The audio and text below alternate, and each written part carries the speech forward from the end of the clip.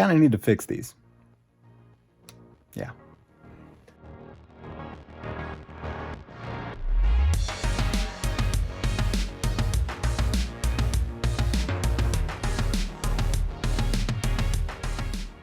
So I've been putting off fixing this pile of Xbox controllers, and now today's the day. I also have an ace up my sleeve with one extra controller I can use for parts, and I'm going to challenge myself to see how many I can fix without buying anything.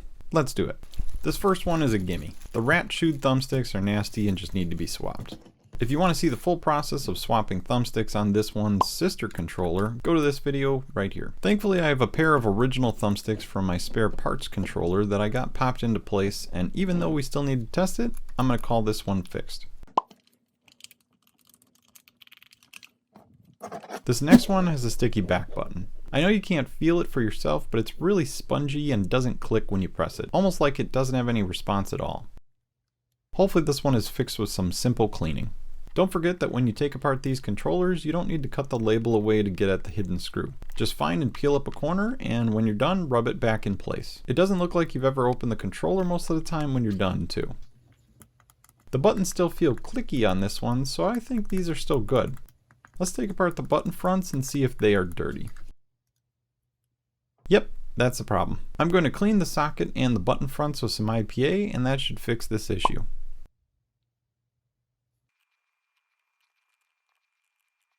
Once this is all reassembled, we will test it out to make sure, but this is already feeling a lot more normal. On to the next one. This one is one I may fail with. I don't have any extra good cords since I used my spare parts one for another repair. I could buy another one, but that doesn't really help with this challenge. I won't need this cord since it's bad anyway, so I'll remove that, but I can probably use this one for spare parts to fix the next one. This one worked great when I tested it the first time, and of course I dropped it and shattered the side of the housing. So I can use the front face from the first one to fix this one.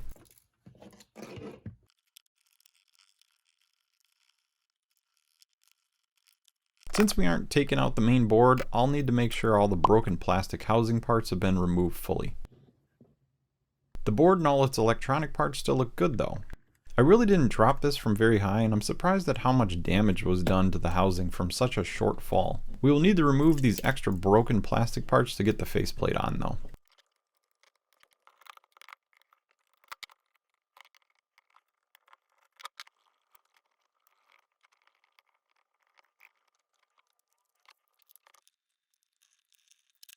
Now that all that busted stuff is gone, it fits together nicely and no more rattle inside either. Bonus. Now we're getting into the harder ones. The right stick drifts on this one, and I don't remember which direction, but I believe it was in the up-down positions, aka the Y-axis. I'm going to deep clean this one and retest it before moving on to a more in-depth repair on the thumbstick. I don't have much hope that this one will be fully working from just cleaning alone, but we will try the easy method first. After cleaning the board, I like to clean out the thumbstick itself. You move around the thumbstick while using a Q-tip soaked in IPA to clean out the cavity. These were pretty dirty, and the sticks on this one were pretty messed up too. That could cause the stick drift, but many times this is from worn components that just need to be replaced. The right stick also just feels wrong. If you've played any games at all, you know how sticks should feel, and this one is resisting movements a little and feels like it's stuck in the mud. Let's just say it's harder than it should be to move. It also doesn't seem to return to its zero position and always stays bent a little after use.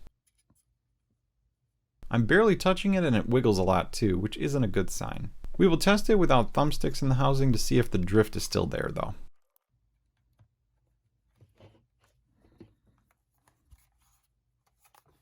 Another right thumbstick problem. This one just seems dirty. The right stick hesitates when moved upward, but still feels good though. The problem doesn't happen every time, but you can feel it get stuck every once in a while, and that would be infuriating to me while playing a game. I'm going to give this one a thorough clean and see if that fixes the problem. We'll test it to find out for sure, but it is feeling a lot better after cleaning. Much less hesitation, and it doesn't seem to get stuck anymore either. On to the next one. This one also might be a bit tricky without new parts too. When I tested it the first time, this controller would just constantly disconnect like it was being unplugged. I wanted to see if something was obviously damaged inside that would cause it to drop its connection like that. Nothing inside looks out of place though. The wires and solder joints all look to be in good condition.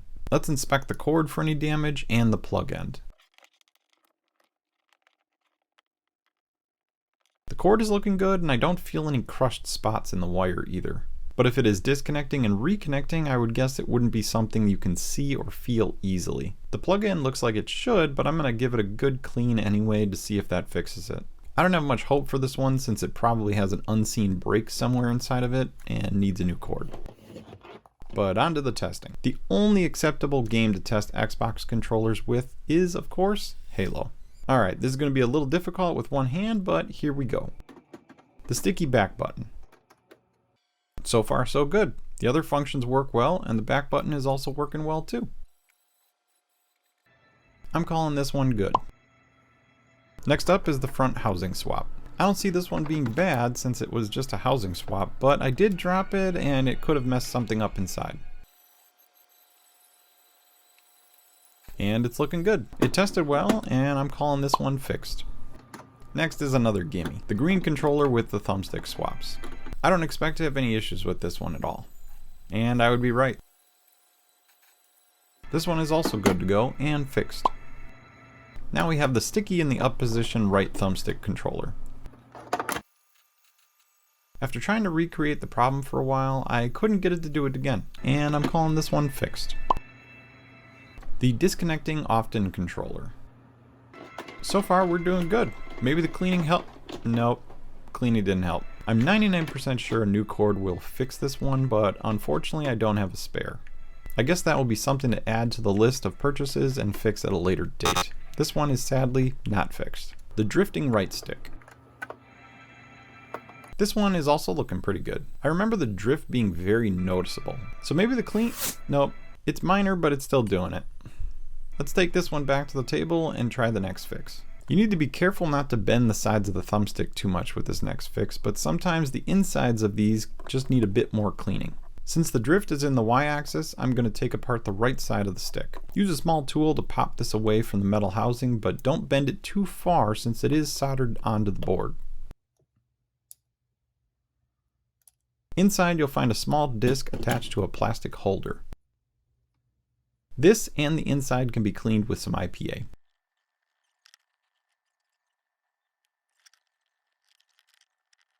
Once you're done cleaning, put everything back where you found it and test it again.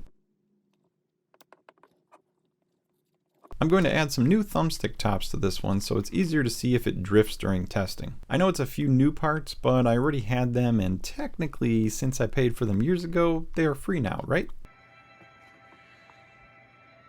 I'm barely touching the stick and it's still moving. So no more messing around, I guess it's time for a swap. I figured I might have to swap this one out completely, but wanted to explore all the other methods first.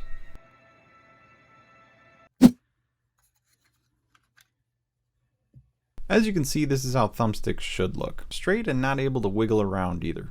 I'm going to clean the new stick a bit while it's in place, then desolder it from its board.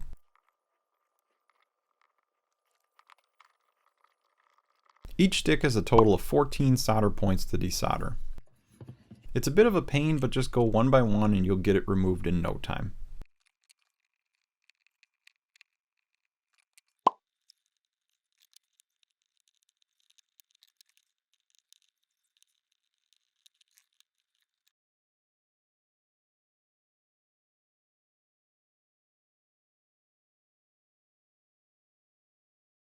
Do the same process for the broken one, but you don't need to be so gentle.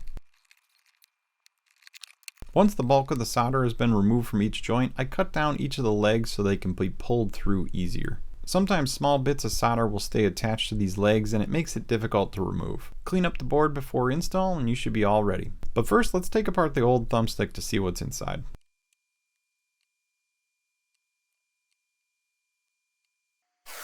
It looks like some debris like hair and dust got into the housing. This could have accelerated its demise since the debris is probably rubbing on the small components inside. It's very dirty inside too, which leads me to believe it was wearing a lot. This could be from the debris or from a crazy Halo 2 multiplayer session, or both. It's probably a good thing it's getting swapped out. Reinstallation of the good stick is pretty simple. Tack down 2 of the corners of the housing legs first to make sure it's on straight.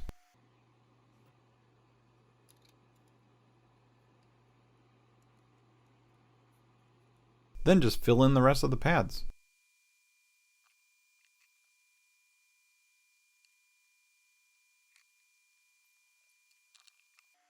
Clean up, reassemble, and test it out. The moment of truth. Oh, it feels so much better. No drift or weird sluggish movements either. I'm calling this one fixed. We got 5 out of the 7 fixed for free. I'm pretty happy with that. Technically, I bought new thumbsticks for the blue controller, but I still have the old and busted one with the bad cable. We're just gonna say I got them from that one. So I didn't spend anything on any of these fixes at all. Right? Right. I'm going to keep the remnants of this Duke controller too. If I happen to find a broken bottom that needs a swap, this is a good working controller. I just need to add in a new cord. Same thing goes for this other blue S controller. I'm pretty sure it will be fixed with a new cord too. So I'll keep that one until I get around to buying another one. Overall, I'd say this was a pretty successful repair session, but I'd love to know what you think about it. Thanks for watching, and we'll see you next fix.